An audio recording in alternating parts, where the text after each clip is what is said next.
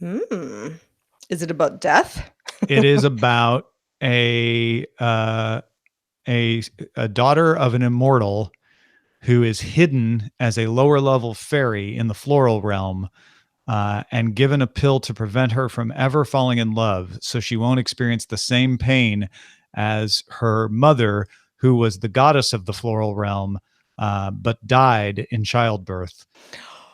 Whoa. That's a heavy premise. It's a heavy premise, and it's not all floral realm. There's a lot of floral realm in the setup, but you also have the night immortal who manages putting up the stars. You have the emperor of heaven. You have the god of war. You have the demon realm. It's really interesting, and I'm a lot. curious what Scott's going to think of this first episode. Because it's I don't know, it reminds me of Warcraft a lot. That's why I want him to watch it. Got it. Do we care about a little bit of breaking news? Oh, by the way, speaking of breaking news, that I actually tweaked that TikTok story. You did? A tiny bit.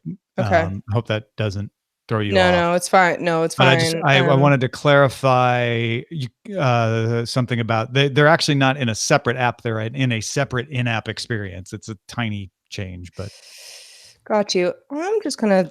What's the news you're seeing? Just throw it into the Slack. Gosh. Mm-hmm.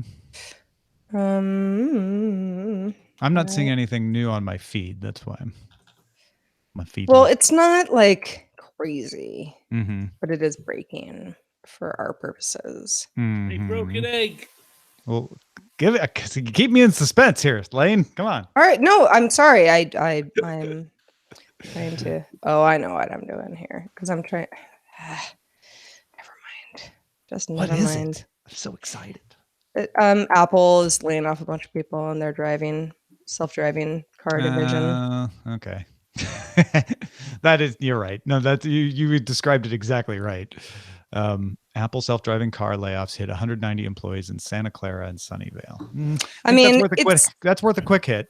I don't have anything to say about it, but that's important to note. Same. Yeah, I mean, it's not 40, right? Like almost 200 people. That's a little significant, I would say. Wait a minute. Yeah. Didn't we know about this coming? Wasn't there a rumor that they were going to do this or something? This sounds familiar. Well, you might be right. It doesn't ring a bell to me. Apple will lay off 190 employees in Santa Clara and Sunnyvale from its automotive division researching autonomous cars. That way I'm not just writing exactly what they wrote. Layoffs were disclosed along with new details. Layoffs were disclosed in a letter this month to the California employee. See. You're watching the sausage get made, everyone. Yeah, this is how you Isn't it glitz and glamour? This is just really ringing a bell with me. It's not with me, but you're not wrong. Well, I'm wrong. Well, I mean, you're potentially wrong, but potentially also right. Yeah. Well, I mean, it's...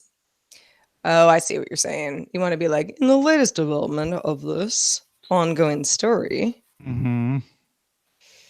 All right, hold on. I feel like there was not an announcement, but like a previous, Apple. I don't think you're autonomous car. Let's see. I'm not finding anything, so I don't know why this is. Oh yeah, Apple self-driving car. 9 to 5 Mac, January 23rd. Yeah. Yep. Okay. So, But are these an additional 200? That's the question. I don't think so. It's the exact same number. I think this is just confirmation. All right. Yeah. So let's not do it. Yeah. There you go. Yeah. That's sometimes the sausage gets unmade. This is just the Chronicle following up that the letter now confirms what CNBC reported. Yeah. Again. Okay. All right. Then I'm going to find us a person to put in the intro and we'll be ready to roll. Okay.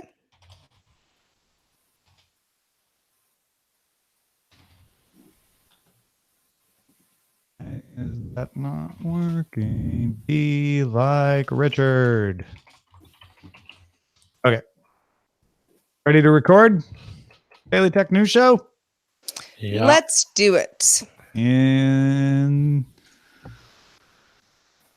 3, 2.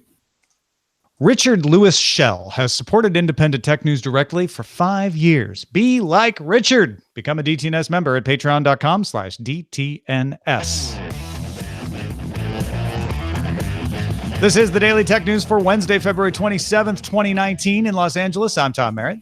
And from Studio Feline, I'm Sarah Lane. And I'm the show's producer, Roger Chang.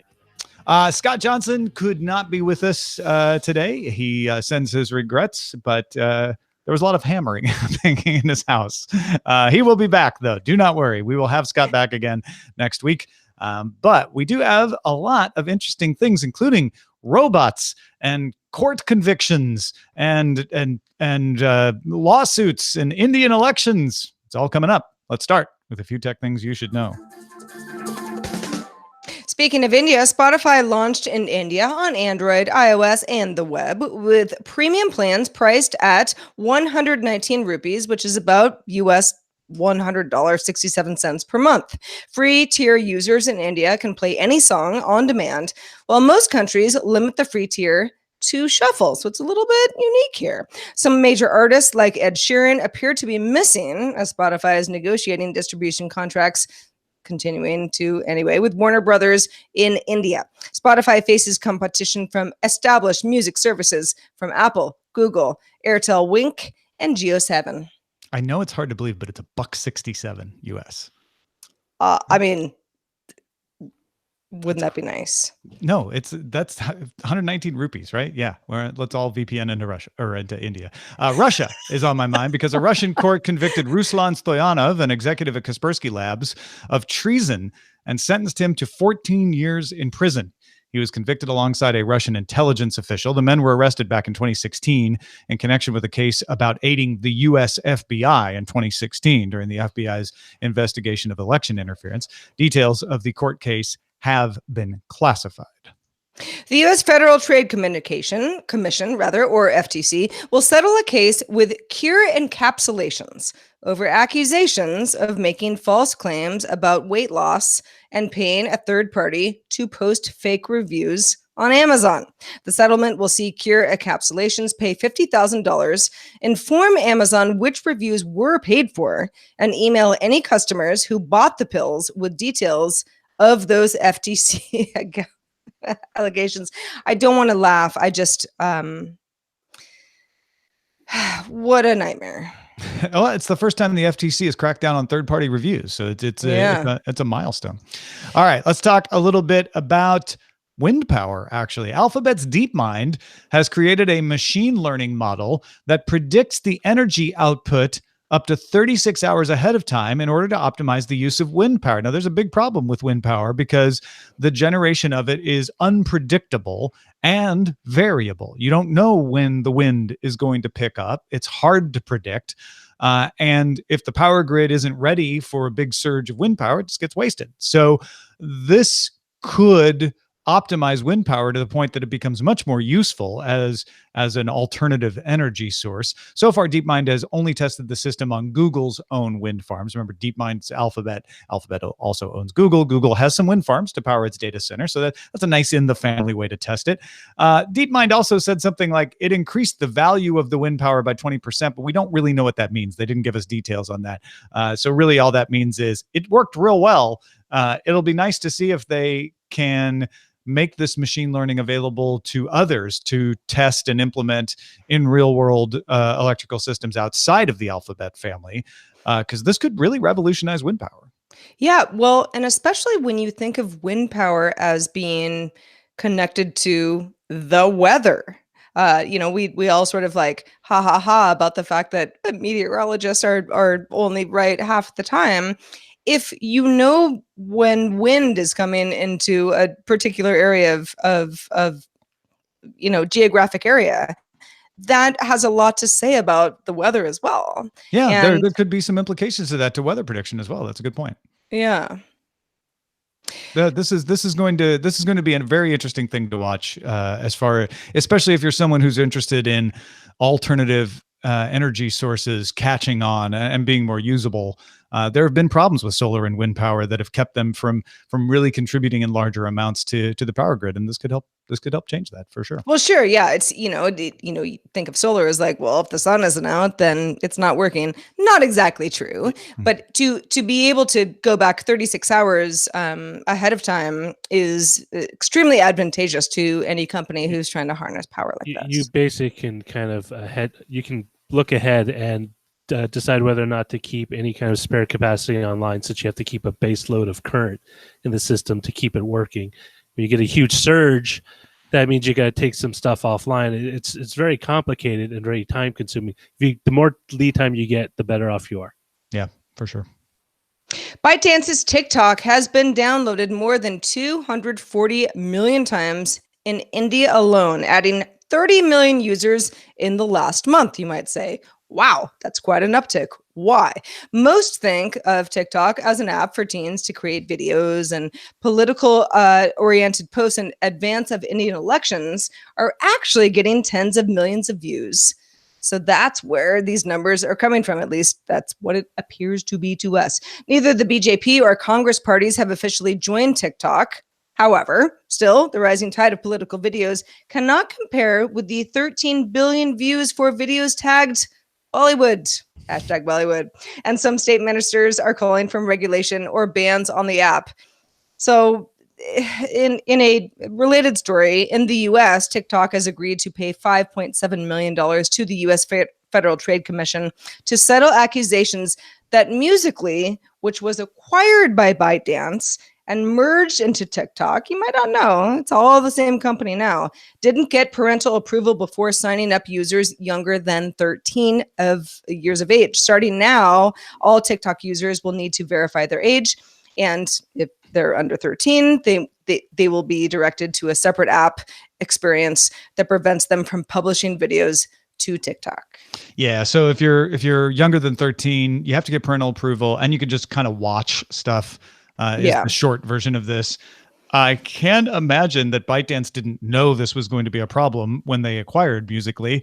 I imagine a lot of people are going to jump to the conclusion when they see the headlines that it was TikTok, the ByteDance app that preceded Musical.ly, that was in violation, and ByteDance being a Chinese company could raise some eyebrows, but it was Musical.ly. It was not TikTok that is in violation, and ByteDance has actually brought TikTok into compliance now with these changes. There's also some filtering that you can do with comments now that they're introducing today as well. But getting back to the first thing you mentioned, the idea of TikTok taking off in India in advance of the elections, I think it's caught the major political parties a little flat-footed. They didn't realize that this kids app was going to start playing a serious part in the elections, and it sounds like some of the state officials in India are not happy about that and would like to just get it shut down. Well, and just goes to show you, in a market with many millions of users where things, kind of take off like wildfire, this is the sort of thing where before an election, somebody on, those election, the people who are working with potential elected officials should kind of have their finger on the pulse of this. Well, and a lot of times we also talk about what's the next wave, right? What's after Twitter? What's after Facebook? What's after Snapchat? Well, looks like, at least in India, it's TikTok. Because once it goes from being like, well, there's a niche, especially younger people who use that, but the rest of us don't, to, hey, it's having an effect on political campaigns. Exactly. It's graduated to real life stuff. And I think it's interesting that ByteDance is having to clean up its past in the United States at the same time. But yeah. Keep an eye on TikTok, folks. If you hadn't already downloaded it and you're into keeping your finger on the pulse, as Sarah says, you might want to create an account. Samsung has begun mass producing a 512 gigabyte smartphone storage chip with embedded universal flash storage, or eUFS 3.0 spec. That chip can deliver sequential read speed of 2100 megabytes per second and write speed of 410 megabytes per second. That's about double the speed of the UFS 2.1 chips that Samsung launched in January. Samsung plans to start manufacturing a terabyte model of this in the second half of the year. So these are going into mass production now. They're going to start showing up in devices. And if you're the kind of person who likes to know ahead of time, hey, is there going to be a model with a significantly better spec coming in smartphones? This is the kind of thing you watch for. You watch for the Snapdragon announcements. You watch for those 5G modem announcements like Qualcomm just made, so that you know, okay, the good Qualcomm 5G modems aren't going to be coming into phones until 2020. So later this year, you're going to start seeing models with this faster Samsung flash memory, probably in a Samsung Galaxy Note. I wouldn't be too shocked. And Roger, I know you were talking in our pre-show meeting that this could have a significant performance upgrade for people.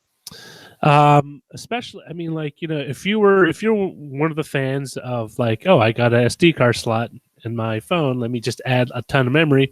One of the things you find out is UHFS isn't all that speedy compared to what you experience on the desktop. It's usable, but not in the way that you would use it on the desktop. With eUFS, you're now seeing speeds that rival what you would get from a desktop machine, a PC or laptop. And it could pave the way for basically having a smartphone be your primary computing device. And I mean computing device where it's beyond just email or just beyond web surfing. It's like, what they were showing off recently with whether it's you mean productivity apps, Samsung, whether it's productivity apps or creative apps or anything like that. I mean, you can actually do it now that you've reduced the limitation on storage access for read and write. Yeah, we've solved the problem of connectivity to keyboards and monitors. That's not a big deal. Samsung has its DeX. There are other ways to do it. So processor speed was sort of the next gate one. That's catching up. You're starting to see some parity between processor speed on mobile devices and desktop devices, at least for just day-to-day use. And this is another brick in that wall. You're absolutely right. I don't think a lot of people realize how much slower your experience would be trying to use a phone as a desktop computer because of storage, right? It's not just the processor. It's also that read and write speed.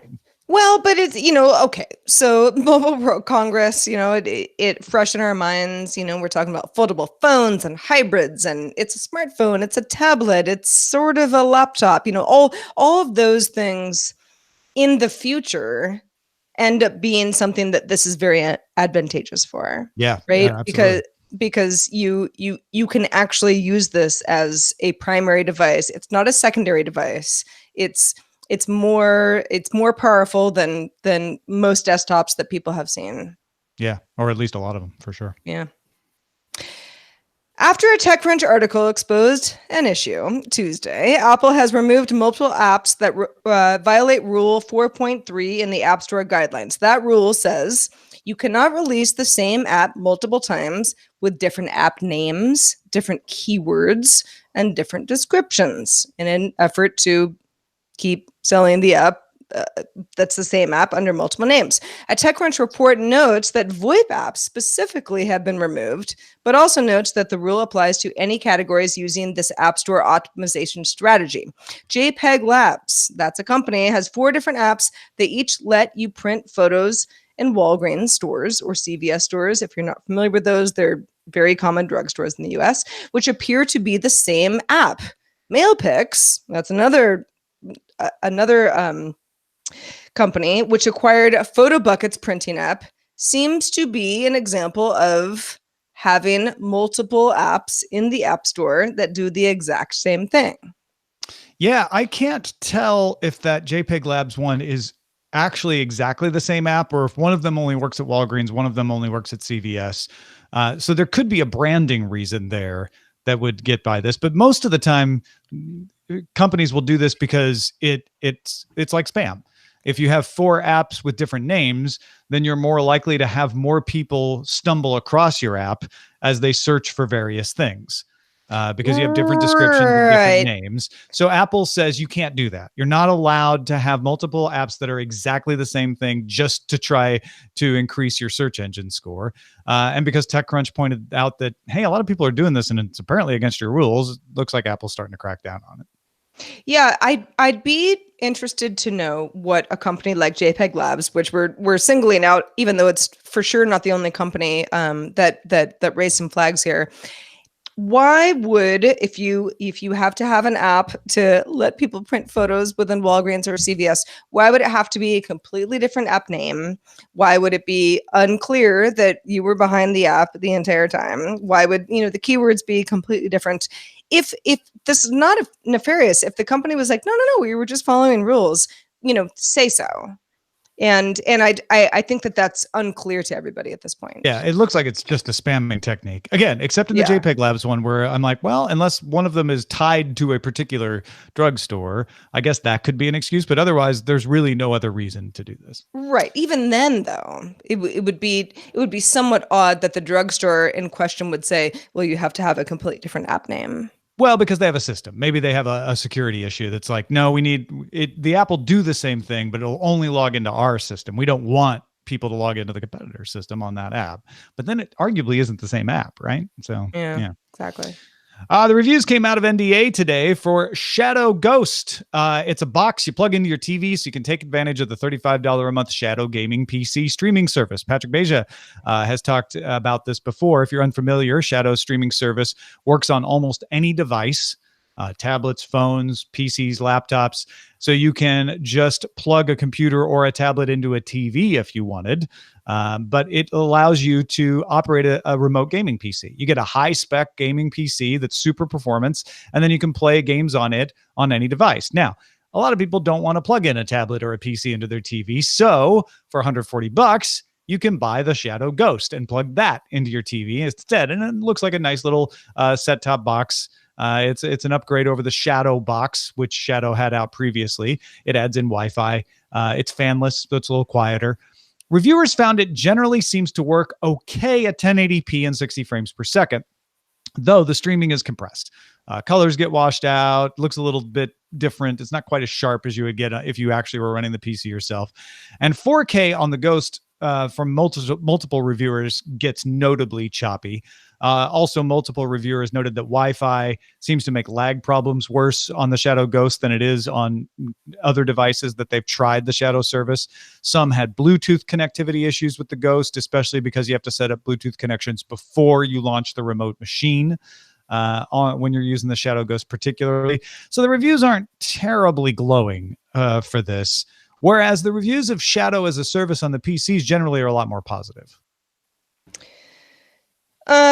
So this is, it's a little outside my wheelhouse of the kind of content that I would be wanting to access.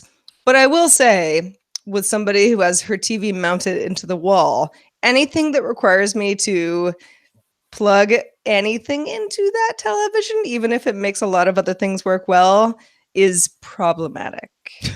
Well, that's a bad mounting. Then you should be able to plug and unplug anything you want into your TV.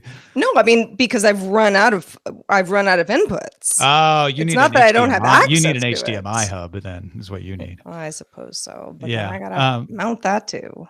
Well, and that is, that's a good point though. If you're like, hey, I already have a Roku and an Apple TV and something else plugged in here, I don't want to have to get an HDMI hub for this. This doesn't have anything else but access to Shadow, which gives you a Windows PC. You could use it to launch a browser, but that's another one of the complaints. I would want that. But that's another one of the complaints about this is you have to have a keyboard and mouse to operate the Windows part of it, which isn't really like, a lean back experience. And a lot of people complain that it's very small. It's hard to see on the screen when you're trying to hit check boxes and stuff like that. So, yeah. Legendary Studios has signed a 6-year deal with Norwegian video game developer Funcom to produce at least 3 new games based on the Frank Herbert's Dune IP. The games will target both PC and consoles with pre-production on an open-world multiplayer title rumored to have already started. The original Dune game, released in 1992, was an RTS adventure game hybrid, followed by Dune 2. Then there was Dune 2000, a remake of Dune 2, Emperor. And then Battle for Dune, all RTS games, and Frank Herbert's Dune, an adventure game based on sci-fi's Dune miniseries. Holy crap. Roger, I know you're a Dune fan. What is up with this Dune resurgence, if it ever went away in the first place? Well, there is a upcoming, I think, reboot or not redoing of Dune for the big screen. But also Dune, or at least Dune 2, was kind of one of the first modern RTS games to come out. So the whole concept of collecting resources, fighting your enemies, and managing all that on the screen, a lot of people cut their teeth on it. This is before Windows really took off as an OS that you would game on. So there was, I think it was right at the beginning of Windows 95. But Dune is such a cult following that I'm surprised that no one's tried to do this before. Now, I knew there were a couple of failed attempts to get this IP off the ground again, but I'm really excited. Funcom is a company that has done a number of games, mostly adventure games, so it'd be very interesting to see how they do with this IP. If it's going to be like an RTS, it's going to be an adventure game, it's going to be a little of both, or as the rumors allude to, some sort of open world online, multiplayer game. It'll be interesting to see what they do. You're right. Ha! All right. Robots. I promised you robots. It's time to talk about robots. FedEx announced it will use short-range delivery robots between its offices in Memphis as a trial towards wider use for FedEx delivery. These are the kind of robots you've been seeing from Star. I think DoorDash was using them. Amazon's look like this is going to be the wave of the future. You're going to see these little like coolers on wheels basically rolling around everywhere. FedEx says it's in talks with multiple retailers to use these once it gets out of the trial phase. AutoZone, Pizza Hut, the obvious suspects to say, hey, if you're within 3 miles of a store and you'd like something delivered, they could use these little FedEx same-day delivery bots. Meanwhile, Agility Robotics has unveiled a bipedal robot called Digit with 4 arms that have 4 degrees of freedom that it can use for balance, pushing doors, and lifting boxes up to 40 pounds. It has LiDAR sensors to help navigate its surroundings and a control system that helps it navigate cluttered rooms and stairs. In fact, that FedEx robot that I was just talking about was designed for FedEx by Dean Kamen, the guy who developed the Segway, and the wheelchair that could climb stairs. The FedEx robots can go upstairs. So these robots are going to be going upstairs. This agility robot is, according to Jonathan Hurst, Agility CTO, when he was talking to IEEE Spectrum, aimed at delivery, telepresence, and entertainment, among other sectors, and their shipping. A lot of times we talk about robots in this show and it's like, oh, it's a prototype, or, oh, they hope to make these available. No, Agility Robotics is going to release pricing in mid-2019 with deliveries starting in Q1 2020. Well, so I say they're shipping. They're not shipping yet. They could miss these dates, but they intend to sell these to you. So now we're going to have bipedal robots for delivery, along with these little rolling coolers for delivery. The future of robotics is looking bright right now. And I think that, a lot of us, myself included, I have some stairs that I have to walk up to get into my apartment every day. And I'm like, could the robot come up my stairs? But I think delivery, telepresence, and entertainment is really important, because delivery, like, okay, that would make sense if this was something that, you know, I had ordered that's going to be delivered, and somehow the robot could get into my front gate and, you know, that sort of thing. But are we talking about movie theaters when we talk about entertainment? Like, what, you know, what's Oh no, Go ahead, when I hear entertainment, I think of theme parks. You know what? When I haul around 2 kids around Disneyland, it'd be great to have a little robot to manage all my like a roboticized courier that holds all my my diaper bag, all the stuff I need to get in. Entertainment. That is a perfectly legitimate use of this agility robot, and maybe they'll. That's not what they mean by entertainment, though. Is carrying your diapers at the theme park. What do they mean? Because I think I thought it was a little. When Roger said theme park, I started nodding my head, because these are the kind of robots that would be in interactive entertainment situations, right? So at a theme park, instead of the robots being behind a screen and they're really animatronic and they do the same things every time, they could just be walking around with you, right? They could be doing all kinds of cool stuff, and it would be an immersive environment. I feel like that's probably what they're talking about here, is some sort of interactive entertainment theme park type. Unless event. they do another Ocean's 11 that revolves around using these as part of the heist. Yeah, I don't think they mean the robots will be in a movie, though. They should. That's like prime plot material. I don't think and they will be. Like, that's just, I mean, that happens all the time. That wouldn't be news. That wouldn't be that interesting. And I'm pretty sure that's not what Jonathan Hurst means. Well, Telepresence is an interesting one, though. This robot becomes you in another place, in another meeting. I could see telepresence being huge in any kind of hazardous industry. For example, if you're dealing with hazardous materials, chemicals, radioactive situations, you remotely being able to operate and say, "Hey, I need to take this radioactive material from here into a safe, leaded, sealed off location." That was one of the issues with Fukushima, is they had no way of getting in to parts of the reactor that did require a person to physically be in there to manipulate the various controls. Yeah, and that's where that LiDAR system that can navigate cluttered rooms. I mean, disaster area might be too much for it at this point, but that's the kind of thing you need it to be able to do, is walk around stuff, and move through stuff, not just roll over stuff. So. Well, and that's, I mean, the implications of that are vast and very cool.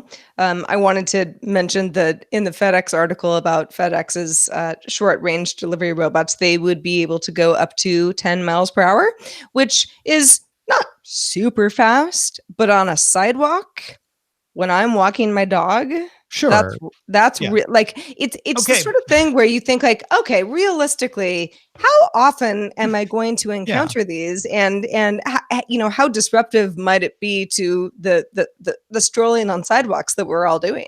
But saying they can go up to 10 miles per hour doesn't mean they'll always be going 10 miles per hour. That means that's true, but 10 miles per hour is kind of fast. No, but 10 miles an hour is that's the maximum they could ever achieve. Your car can go 120 miles an hour. You don't drive it at 120 miles an hour all the time, right? Well, okay. So maybe my question is, how often are you going 10 miles per hour when you've got... I assume not very often, if FedEx doesn't want to get sued off their butts. Well, okay. At least that's where I think. Well, we'll revisit this. I guess, we'll see. We'll see, Tom. Your naive assessment of FedEx is correct. No, you're probably right. They're probably not always going that fast. I'm just saying, I've got a dog. He's afraid of skateboards. This is the sort of thing that's like going to make my morning walks less fun. I look at this as like, 10 miles an hour is the fastest they'll let this thing go. That's good. That means it'll probably be going 4 or 5 most of the time, like walking speed. Even so. Hey, folks, if you want to get all the tech headlines each day in about 5 minutes, don't forget to subscribe to dailytechheadlines.com and get all those headlines.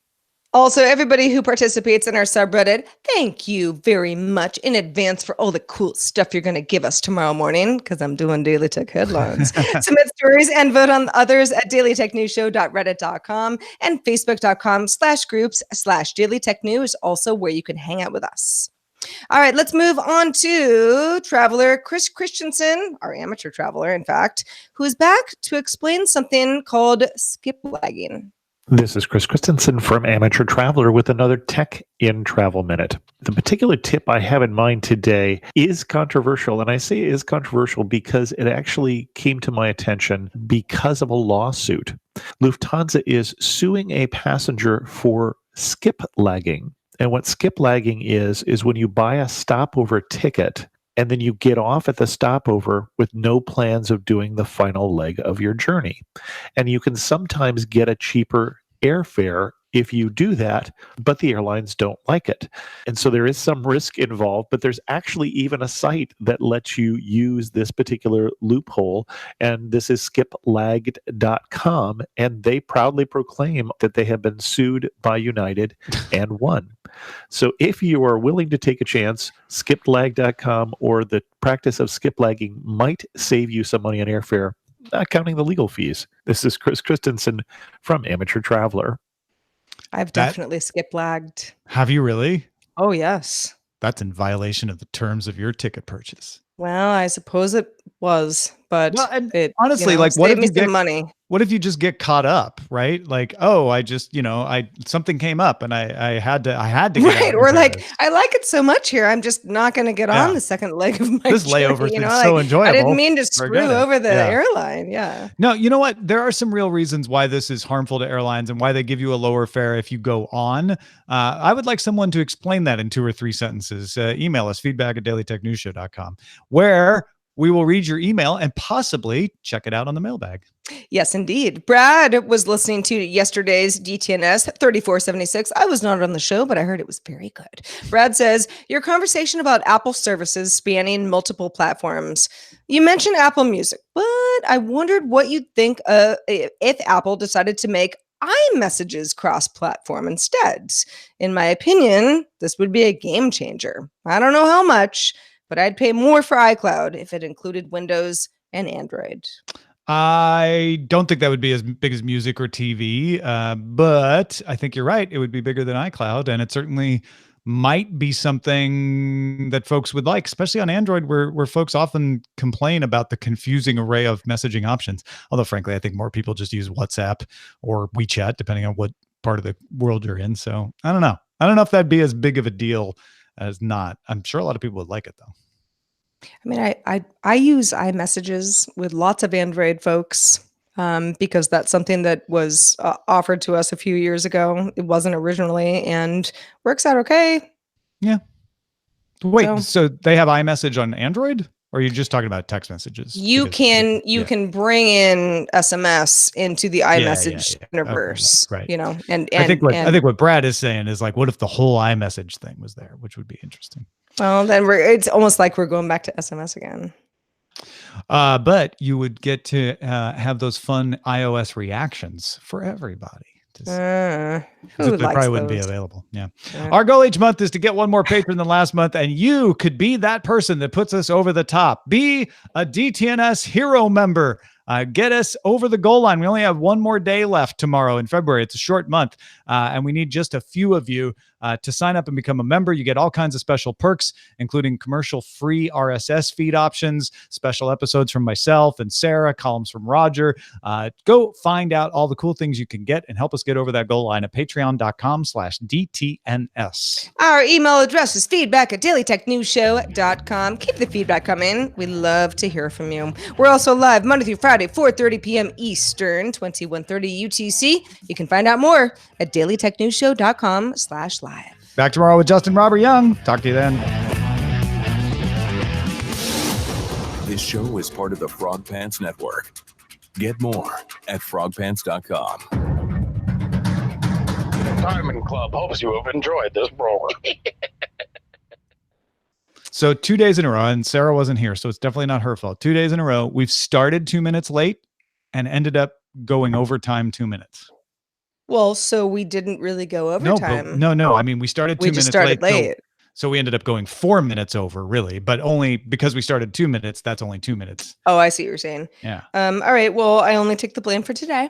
Yeah. Well, I don't think you're the control. Yeah. No. Yeah. Well, I also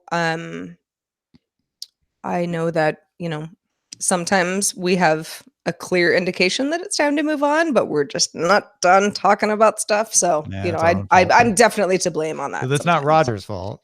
No, So- no, it So very if it's much not is your not fault Roger's because you fault. weren't on the show yesterday, so we have a control, and then it's not Roger's fault because he's telling us to move on and we're not. I think that leaves only one potential option. Patrick Beja is to Exactly. blame. I Mhm. was still under the influence of Patrick Beja from yesterday. Right. Yeah. Well, it's Finland, really. Yeah, they operate under a It's not different time Patrick. stream. Patrick's Well, doing his best. Yeah. He's Thankfully, just kind trying of. to get a good night's sleep half the time. Seriously. It's Helsinki. It's Scott's fault. It's Scott's fault for not being here. If Scott had been It's here. Scott's fault. Yeah. And honestly, it's not even that big a deal. I just noticed it. I thought that was No. interesting. I know. Couple minutes here and there, I'm the sure that- living in the shadow of a ghost. Ooh, that's a good one. Yeah, Although think that that. was not our main. We didn't have a main though. Well, but even of top stories, I would say Hmm. that was. Tisk tisk tick tock. Well, if we took the eyes out of then that would be funny. Oh, tisk tisk tick tock. Yeah, we could do that. Coolers on wheels. I did say that a couple of times. Time's up for TikTok. I think that. I mean, I time's think up on that's signing confusing. up 12-year-olds for TikTok, but maybe not TikTok. No, in fact, it's TikTok seems to be enjoying quite the boom. Who ships the shipping robots? I love that idea. That's Coolers on wheels. you like coolers on wheels? I feel like we've made that joke before. I think you might be right. All right. Sorry. good, though. Tisk tisk TikTok. But tisk is spelled TSK. Okay, I'm And it's I'm not pronounced- disputing that.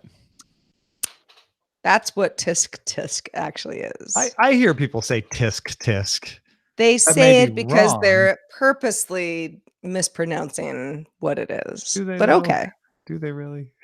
But I'm fine spelling it TSK because that plays into that's got the same amount of letters as TikTok. Then we can do tisk. There you go. All right. that. And then TikTok would have a that's two words, right? It's not one. I think it might be intercapped. I'm going to look at my app right Actually, now. you're right. You're right. It is. Yep, it is. Okay. Fine. Well, we've come to a I'm glad we've reached an accord. we've reached an accord. It's the tisk thing is really funny because when I was in 5th grade, I was the Cowardly Lion in an adaptation of Wizard of Oz. Oh wow. Yeah, I know. And the script was based on the book rather than the movie. And the book is different, it's the scarlet slippers rather than the ruby slippers and the whole thing, or silver slippers, I think. And so there were certain things where, as kids, we were like, well, that's not what happened. And the teacher was like, well, but this is the original story. We're just going to do that. Anyway, neither here nor there. The scarecrow at some point says, tisk tisk about something, and there was a whole debate within all the kids where we're like, well, that's not a word. What he's supposed to be doing is he's supposed to be making that sound. Like that's what tisk is. Like no one says tisk. And But people do. Do they? I think They do. write it, but I don't think they I say think it. they say it. I've heard people say it. Well, some people Feedback at say it. dailytechnewsshow.com. Some people say it Maybe. as kind of a satiric. But they say it knowing that it's not like that wasn't the real. Oh, I don't know if they even know. I would argue that you're absolutely right about it being and spelled out tisk TSK, and then I think people reading that started to say it tisk because of reading it, and it became without a whole, even realizing what they were doing. That's true. And wait- I mean, in the day and age of lots of slang. I'm not going to sit here and be like, "No, my way's the highway." But every time I see that, I'm like, it's not tisk. So do you want tisk or TikTok? Well, I put it in you're the- you're I put asking it- if I there's put an it in I the- in there or not. I put it in the doc. It's the way we already agreed Yeah. on that. We came to an accord. Yeah. So the way it's in the doc is the way to go, with no eyes in tisk. So you can say it however you like, but we're spelling it TSK. But I stand by my. That's what it is. That's what tisk is. No one ever did that to me, though. I think that's where I'm coming from. No one ever went. It was always like, no, stop. What do you mean? No one ever did that to you? No one ever tisked me that way. Like, I definitely heard it in like movies and stuff, but growing up, I don't think anyone ever used Only that as time an I heard admonition. it was a Tom and Jerry cartoon or Bugs Bunny. Okay. I mean, your Maybe that's what mother I meant. never said like Nope. when you were about to get in trouble. No, it was more like, stop it. well, but two different things. Like, stop it is like, I'm mad. Tisk is like, Yeah, she only had two speeds. I'm getting mad. She didn't have a. Yeah. Wow, really? That's so Yeah, funny. no. Roger, I mean, what I'm about trying like, to think, did your I'm mother joking, ever do that to obviously, you? Like, Roger? She would give me a deaf rap to the temples with her knuckles. Oh, yeah, that was probably a I can different remember sort of some Watch It and Tom, like as sort of in the category, but yeah, I don't think she ever did that. Really? Yeah. That's so crazy. I just assumed that we all had that. No, No tisking. I don't think my grandmothers did either, or my grandparents, any of my grandparents. I mean, do you ever do that? No. No? No. Richard- And in fact, I only ever say tisk, like Roger was saying, as sort of a like funny tisk, not Right. as a- And I'm always yeah. sort of like, that's you're being and funny. and frankly, because I you don't know ever what even it is. do, I don't even do that hardly ever. I don't No, think. I've never heard you say that once. Yeah. But even to like swear, you wouldn't be like, No, bad. no. It's more. That's probably what my mom said. All right. So okay. Uh-uh. Same idea. That's what that is. Right. Yeah. Huh. Well, With the dogs, I often do because for some reason they take a cough as a bark, and I'm like, whoa. yeah. What'd I do? Like, Yeah. yeah. A little bit of a warning. Ray was so good today. We saw 3 cats and she didn't leave heel until the 3rd one. The first 2, she was like, I'm not going to do it. I know I'm not supposed to do it. I'm not even going to look at that cat. 3rd one was too much for her. She's like, I'm sorry. I can't help it. And then she went right back into heel afterwards. I was like, hey, she's like, oh, okay. I'm sorry. She's learning. She's picking it up. Not supposed to leap at cats. Not supposed to leap at cats. Gotta tell myself that. Otis is actually getting better with cats too. I mean, he good. obviously has his cats, that he lives with and loves. But on the street, if he sees a cat like jump up a tree or whatever, like he'll lose his mind. But he's getting better at that, and that also applies to squirrels. Cats and squirrels to Otis are the same thing. They jump, they climb, they do weird things, they confuse him. He, wants to go insane. Ray puts squirrels at the lower end. She'll bark at them through the door, but outside they run away really fast. And so she's like, nah, I'm not going to bother. Other dogs has been something we've been working on. Like other dogs, when you're on leash, you don't run at, but if she's off leash, she's fine with other dogs. Cats though, cats is like top level. That's the challenge. Thing. Like, she's like, no, that is not okay. They are cats. Which is funny because it's like, what is it? Is it their weight? Like why and the way that they move? Yeah. Do they trigger her more than the squirrel? And with Otis, the opposite. Like he'll be like, all right, it's a cat. I really want to run after the cat, but I won't. But with a squirrel, like he can't. Like, Otis is like, cats are family. I'm not gonna, Well, that's probably part of it. Yeah. Whereas Sawyer same thing with cats. He's 10 now, so he's a little less like, I'm not gonna waste the energy. I know I'm not gonna get you. But Django loved cats. Django would always just go right up to them and sniff them and be like, "You are the strangest dog." That's right. Yeah. She wanted to get to know them. Well, I think that's what Otis is going for, because he's like, Mhm. "Oh, I have your form factor at home. I want you to love me as well." Yeah. But if he sees like a squirrel, a skunk, or a skateboard, Right. game over. He's like, not family. No. In Another fact, cat could be related. Who knows? in fact, in my part of LA that I live in now, it's there are not a lot of the e-scooters that we used to have when I was in Venice Oh gosh, at all. Yeah. However, here. they're kind of showing up. They're Uh-huh. littering about on corners here and there, slowly but surely. And he knows them. He's seen them. He was familiar with them in his old neighborhood, but it's been a while. And this morning, a little kid who I live close to an elementary school, so there are a lot of kids, going about their business in the morning, between like 7 and 9 a.m. And there was a kid that went by on the e-scooter, and he was like, "Mer," normally he just sort of sit there patiently and watch the kid go past, and he just couldn't help himself this morning. I was like, "What's the matter with you?" And I thought, well, he probably hasn't seen a scooter for a while. And Yeah. it's kind of skateboard-esque. He's out of the practice. Yeah. Yeah, exactly. Well, video folks, hope you've enjoyed Dog Talk on the Afternoon Drive show. Good day. Hope you have a lovely rest of your day. Audio folks, stick around. There is more to come, including